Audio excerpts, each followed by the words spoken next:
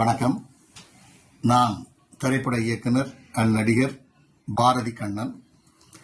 அருவாவேலு, கண்ணாத்தாள், திருநெல்வேலி, ராஜராஜேஸ்வரி, பண்ணாரி அம்மன், தாயே புவனேஸ்வரி, கரகாட்டக்காரி போன்ற 10க்கும் மேற்பட்ட படங்களை கதைவசனம் எழுதி இயக்கியிருக்கிறேன்.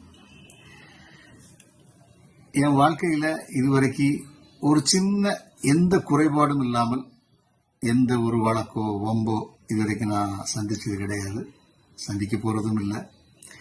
அப்படிப்பட்ட எனக்கு நேத்து ஒரு பாரதி கண்ணன்கிற ஒரு துணை நடிகர் ஒருவர் இருக்கார் என்பது எனக்கு தெரியாது, நேற்று தான் தெரிய வந்துச்சு.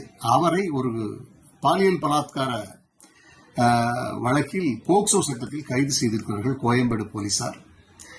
அவர்கள் வழக்கமாக பத்திரிகைகளுக்கு நாளிதழ்களுக்கு செய்திகள் அனுப்புவது வழக்கம்னு நினைக்கிறேன்.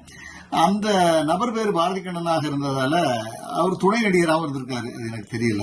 அவர் துணை நடிகர் பாரதி கண்ணன் அப்படின்னு சொன்னதும் நிருபர் தவறாக புரிந்து கொண்டு சினிமாவில் பாரதி கண்ணனா இவர் தானே இருக்காரு அப்படின்னு என் பெயரை போட்டோவை போட்டு அந்த தவறான செய்திக்கு என் போட்டோவை போட்டு செய்திகளை வெளியிட்டு விட்டார். அது எனக்கு பெரிய மன உளைச்சலையும் எங்கள் குடும்பத்தில் உள்ளவர்களுக்கு ஒரு பெரிய மன உளைச்சலையும் அது ஏற்படுத்திடுச்சு. அதனால அந்த சம்பந்தப்பட்ட நபர் பாரதி கண்ணனுக்கும் திரைப்பட இயக்குநராகிய பாரதி கண்ணனுக்கும் எந்த சம்பந்தமும் கிடையாது. கைது செய்யப்பட்டவர் வேறு.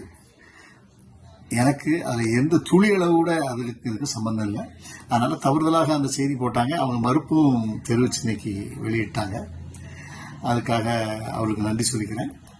இதை நம்ம யூடியூப் சேனல்காரங்க, ஃபேஸ்புக், இவங்கெல்லாம் நிறைய பேர் இருக்கீங்க, நம்ம நண்பர்கள் தான் எல்லாருமே.